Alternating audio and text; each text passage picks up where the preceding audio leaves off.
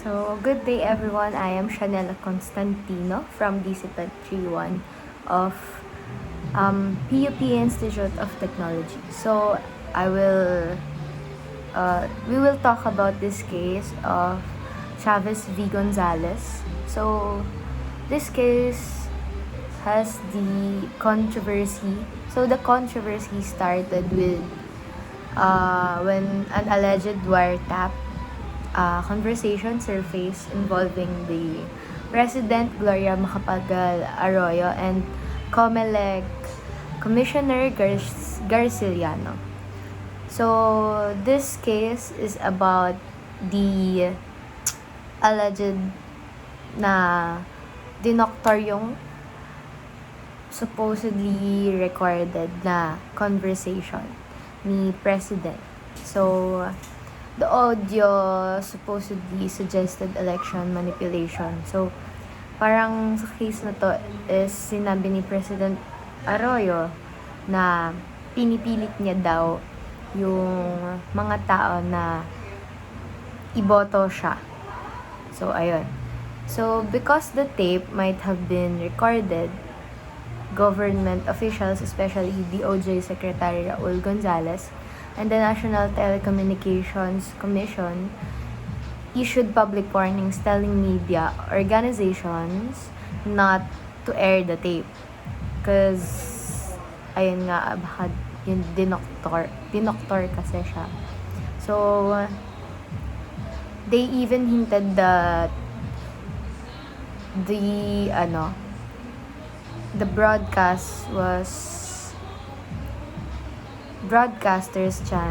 channels that aired the tape will face a legal action or will lose their license.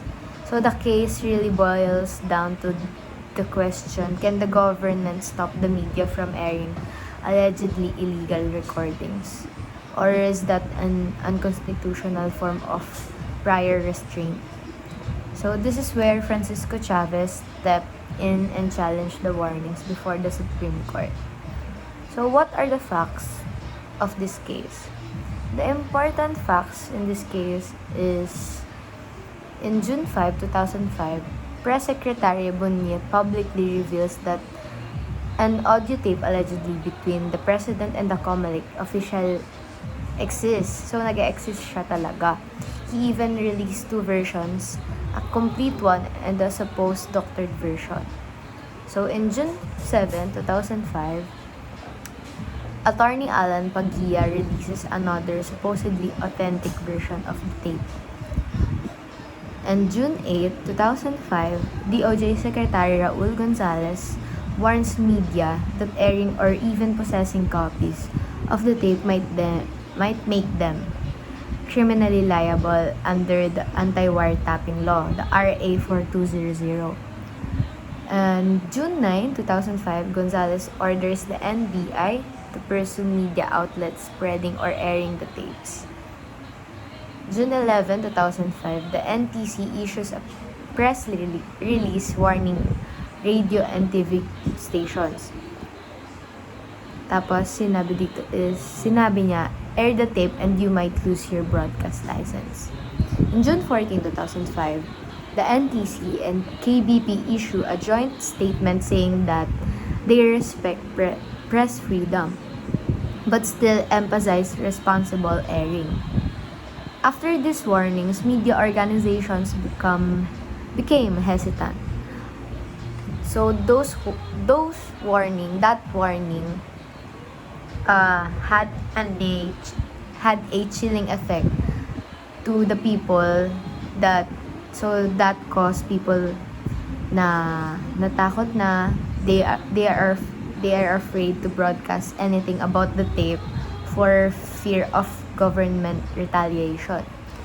So Francisco Chavez files a petition that arguing that the warnings were unconstitutional because they restricted the public's right to inform and the media's right to free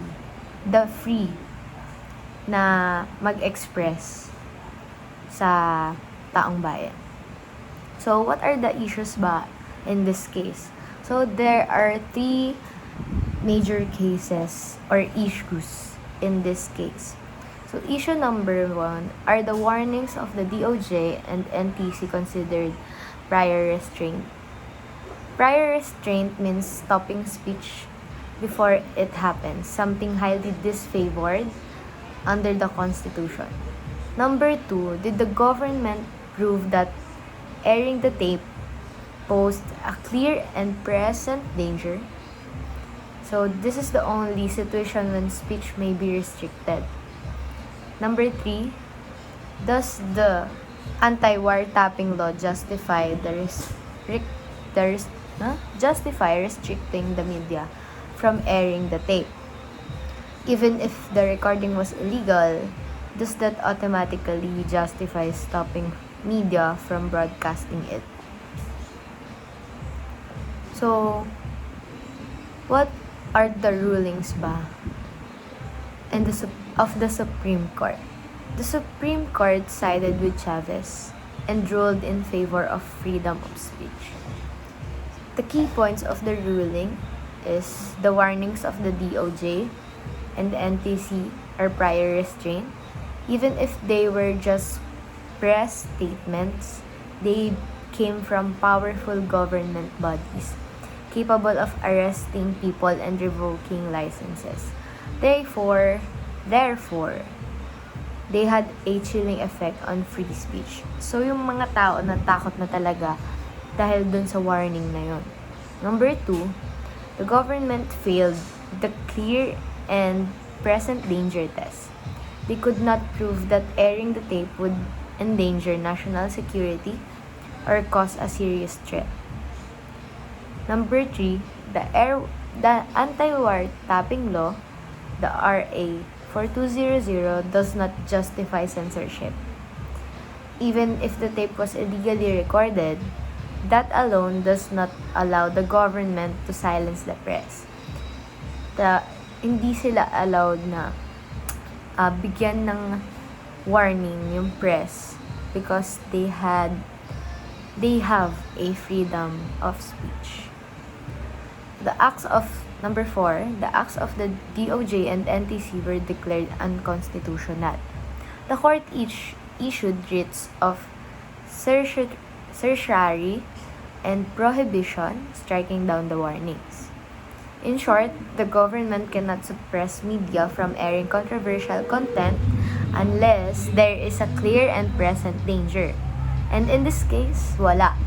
There wasn't anything that will prove na may karapatan silang i-silence yung taong bayan. So, my takeaways as a computer engineering student, there are a few lessons that I gained here. Technology and law must work hand in hand. This case is about a wiretap phone conversation, a technology issue with a huge political and legal consequences. It shows how technology can be misused, but also how it can expose wrongdoing. As future engineers, we must be aware of the ethical use of technology.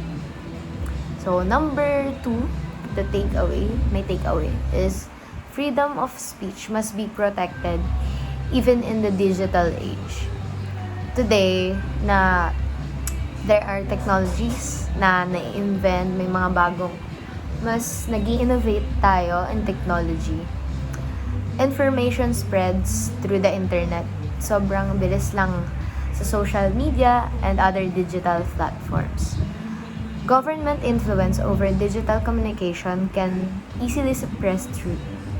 Pwede siyang makalabas ng katotohanan. Even when you post something lang sa Facebook, ganyan. This case reminds me that engineers also have a role in protecting free expression, especially in the fields of cybersecurity, telecommunication, data privacy, and digital forensics. So, prior restraint is dangerous. If the government can simply warn media, that's enough to scare people into silence, even without a formal order. With just a simple warning, Natatakot na tayo. As someone who may one day work with communication systems or network infrastructure, I must value transparency and defend against censorship that threatens democracy. As a student, I know where I stand, what is right and what is wrong. And as a student and the people, as mamamayan, always verify evidence, especially digital evidence. The case involved different versions of the tapes, some allegedly altered. This highlights the importance of digital integrity, authentication, and understanding how easy it is to manipulate or audio or data. Madali lang siyang pekein. And as a future engineers, we must develop secure systems that ensure data accuracy and cannot be easily tampered with. So, that's all. Thank you so much.